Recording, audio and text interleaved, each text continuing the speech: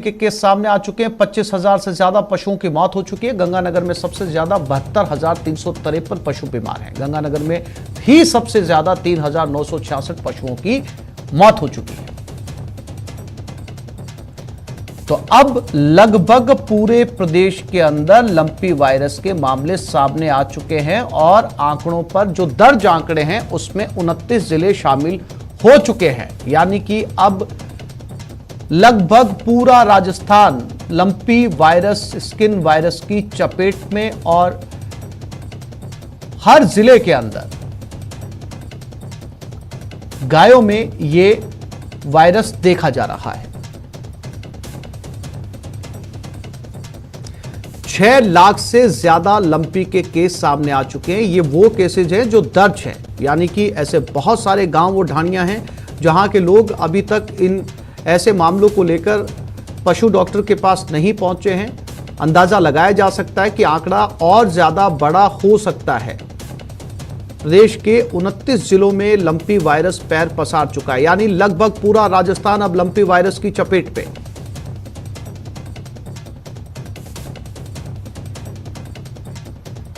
और इसी खबर पर बीकानेर की तरफ रुख करते हैं। हमारे साथ मनीष जुड़ गए, उनसे बात करते हैं। मनीष, अब बमुश्किल शायद ही कोई जिला बचा हो राजस्थान का जो लंपी वायरस की चपेट में ना आया हो। बीकानेर में क्या स्थिति और बचाव की क्या तैयारियां?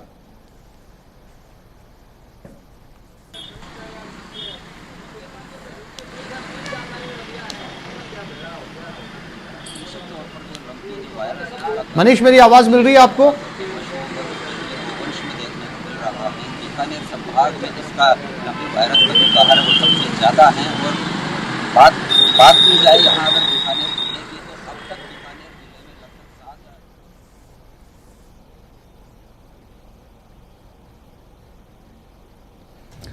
मनीष की आवाज बहुत साफ नहीं पहुंच पा रही है, फिर से कोशिश करेंगे उनसे बात करने की। तो पूरा प्रदेश इस समय जो है और जिस तरीके से आंकड़े या मामले सामने आते जा रहे हैं उसके मुकाबले कहीं ना कहीं तैयारियां जो है वो कम पड़ती हुई नजर आ रही हैं। इस वायरस से निपटने के लिए, इन मासूम जानवरों को बचाने के लिए लोग अपने अपने तरीके से कवायद कर रहे हैं, कोशिश कर रहे हैं किसी तरीके से जो है इन्हें बचाया जा सके। आयुर्वेद का सहारा लिया जा रहा है, गायों को वो खिलाया जा रहा है, लेकिन ये मासूम इस समय इस सबसे भयानक वायरस की चपेट में और बोलकर कुछ नहीं कह पाते।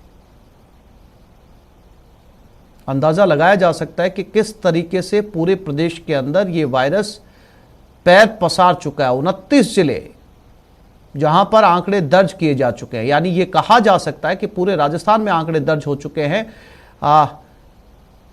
3 से 4 जिले शायद वहां से जो आंकड़े हैं वो दर्ज नहीं किए गए, वहां से भी चूंकि ये आंकड़े जो है अब सामने आने की पूरी आशंका बनी हुई है।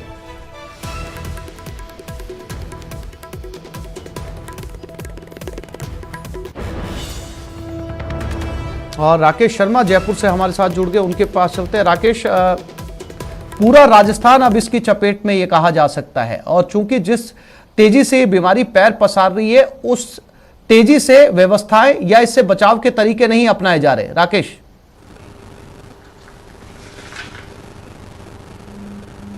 बिल्कुल, देखिए आसिफ, जिस तरीके से लंपी वायरस आया है, चूंकि ये 10 राज्यों में फैल चुका है, राजस्थान में बहुत तेजी से फैला है। 6 लाख से ज़्यादा पशु संक्रमित हो चुके हैं, लगभग 26,000 से ज़्यादा मौतें हो चुकी हैं। सर्वाधिक आंकड़ा मुख्यमंत्री के गृह जिले में है, जहां पर जो 76,000 हो गया। आपसे पहले श्रीगंगानगर में था, लेकिन श्रीगंगानगर 72 के साथ साथ दूसरे नंबर पर है। जहां तक व्यवस्थाओं की बात है, जो ये चूंकि एक महामारी का रूप है, ना तो इसे केंद्र ने महामारी घोषित किया है ना राज्य ने, और इसमें चूंकि केंद्र की गाइडलाइन के अनुसार ही इसका ट्रीटमेंट किया जाता है। कोई प्रॉपर वैक्सीन अभी तक इस बारे में केंद्र के द्वारा नहीं बनाई गई है। गुजरात में बहुत सभी जिलों में लंपी वायरस का संक्रमण देखा गया।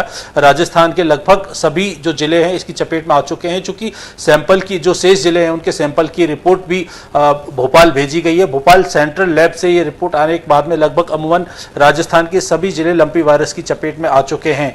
जहां तक तैयारियों की बात है, राजस्थान सरकार ने 26 लाख वैक्सीन की डोज जो खरीदने का करार 2 वैक्सीन निर्माता कंपनियों से किया है, जिसमें 10,500 जो डोज है वो डेयरी के द्वारा खरीदी जाएंगी और 10,500 जो डोज हैं वो गौपालन विभाग के द्वारा खरीदी जाएंगी। 5 लाख डोज जो है पशुपालन विभाग खरीद रहा है। इसके अलावा तमाम दवाइयों के लिए मुख्यमंत्री ने के साथ साथ पशुपालन विभाग ने, राज्य सरकार ने बजट दिया है। बिल्कुल, ये तमाम घोषणाएं, ये दवाइयों की खरीद कहीं ना कहीं जो है वो सरकार इसको लेकर गंभीर जरूर नजर आ रही है। लेकिन राकेश, ये कहा जा सकता है कि इसकी स्पीड जो है, इसकी गति बहुत कम है, क्योंकि वायरस जो है वो रुकने का नाम नहीं ले रहा। कहां 4 जिलों से शुरू हुआ था और अब पूरे राजस्थान के अंदर जो है ये फैल चुका है। हम गंगानगर की तरफ रुख करेंगे। अशोक शर्मा हमारे साथ जुड़ गए।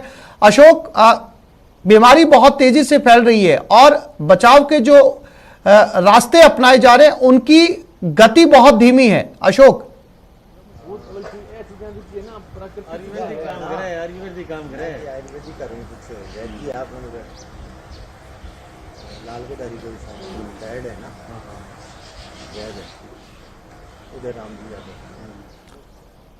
अशोक, मेरी आवाज मिल रही है आपको?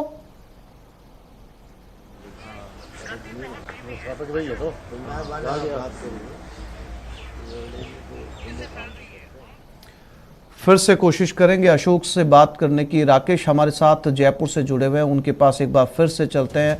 राकेश, इन जो एफर्ट्स हैं, जो कोशिशें हैं, इनमें तेज गति लाने की बहुत ज़रूरत है, क्योंकि इंसान अगर बीमार होता है बोल के कह सकता है, डॉक्टर के पास जा सकता है, बता सकता है, लेकिन ये लोग या ये जानवर ना बोल सकते हैं, ना अपनी पीड़ा का एहसास करवा सकते हैं, सिवाय इनके पास घुट-घुट कर मरने के अलावा कोई रास्ता नहीं है। तो कहीं ना कहीं जो ज्यादा संवेदनशील हैं, जो इंसान हैं, उनके एफर्ट तेज होने चाहिए इनकी बीमारी को रोकने के लिए। राकेश, बिल्कुल, देखिए आसिफ, अभी तो हम ये कहें कि अगर इनका जो लंपी वायरस से संक्रमित पशु हैं, इनका इलाज भगवान भरोसे ही चल रहा है, क्योंकि प्रॉपर कोई ना तो वैक्सीन है ना दवाई है। जो पारंपरिक तरीके अब से पहले बीमारियों के बचने के जो है रहे थे, उन्हीं दवाइयों को दिया जा रहा है। अभी कोई दवाई भी इसकी ऑथेंटिक नहीं है, ना ही जो गॉटपॉक्स वैक्सीन है वो प्रॉपर तरीके से। गॉटपॉक्स वैक्सीन को जो पशुपालक है उन्होंने जल्दबाजी में लगाया है, तो ये मौत का आंकड़ा इससे ज़्यादा बड़ा है, क्योंकि अगर कोई भी पशु जो है बीमार है या संक्रमित है या उसका किसी भी प्रकार से उसका इम्यूनिटी लेवल डाउन है और उसको अगर गॉटपॉक्स वैक्सीन लगा दी गई है तो उसके विपरीत परिणाम सामने आ रहे हैं। तो पशुपालकों को ये जानकारी नहीं है अभी तक कि किस तरीके से इस रोग से बचा जाए और कैसे इस बीमारी से पार पटकी जाए। चूंकि जो पशुपालन विभाग है वो अपनी तरफ से जो उनके पास टीम है, स्टाफ उनके पास आधा है, पूरा पर्याप्त स्टाफ नहीं है, ताकि जो फील्ड में लोग पशुपालकों को इसकी जानकारी दी जाए, इसके बचाव के उपाय बताए जाएं। लेकिन जैसे जैसे राकेश, मैं एक बार फिर से कोशिश करता हूं अशोक से बात करने की। अशोक, चूंकि गंगानगर के अंदर सबसे ज्यादा मामले सामने आए और सबसे ज्यादा गायों की मौत भी जो है वो गंगानगर में हुई है। अशोक, मेरी आवाज आप तक पहुंच पा रही है?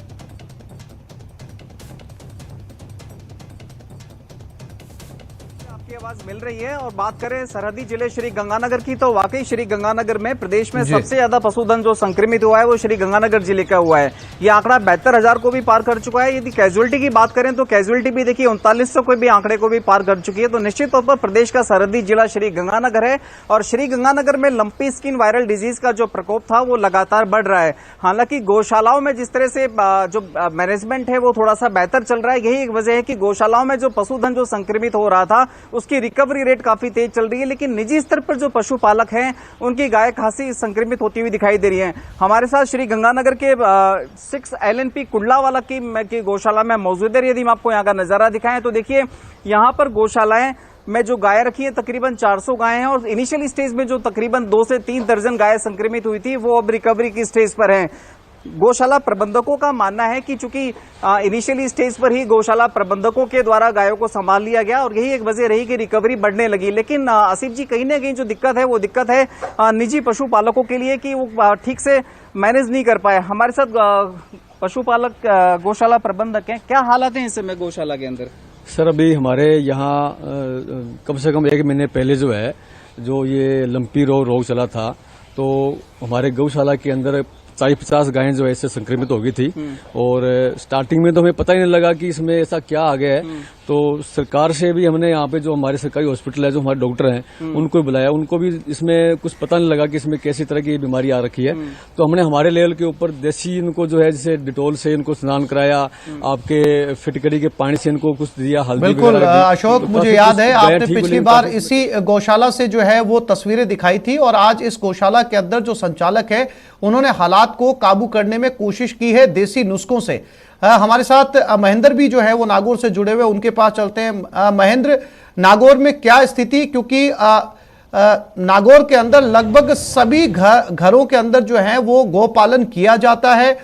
यहाँ पर दूध का व्यापार बहुत ज्यादा है, घी का काम बहुत ज्यादा होता है। तो कैसी स्थिति और किसान इसके लिए क्या उपाय वहां पर अपना रहे हैं? महेंद्र।